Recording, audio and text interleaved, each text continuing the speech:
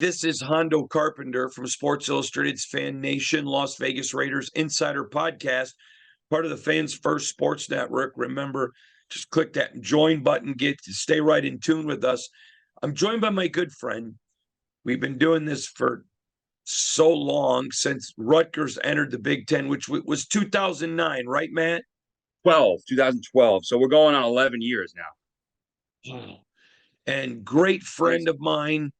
Now, I was one of the people that broke the story last year, Matt, that Josh McDaniels was not going to lose his job in year one.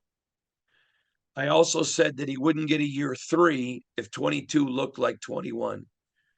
And some people have taken my comments, oh, they got to be in the playoffs or he's fired. That's what Hondo said. It's not what I said.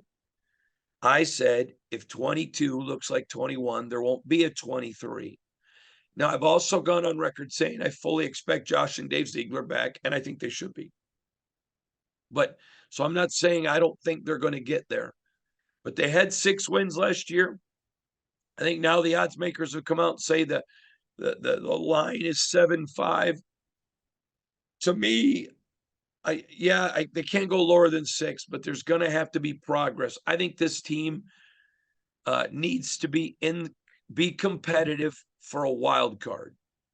Now, obviously, I don't think that they're going to win the West. I think that's Patrick Mahomes'. I learned my lesson last year.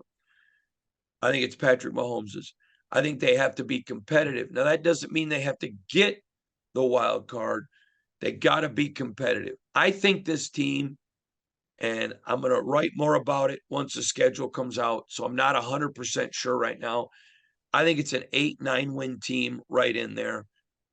I think when I talked about progress, it's seeing new players coming in, fit the scheme, getting rid of some old that necessarily didn't, making those changes.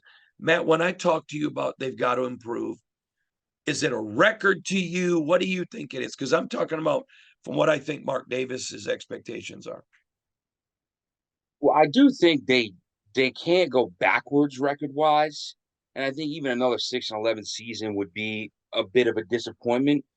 But I don't. I agree with you. I don't think they necessarily need to make the playoffs to save the jobs of the head coach and GM. If they go, 7, 8 wins somewhere around there, and they're showing signs of progress, showing signs of building, I think that'll be good enough to have Mark Davis feeling okay about 2024 and beyond.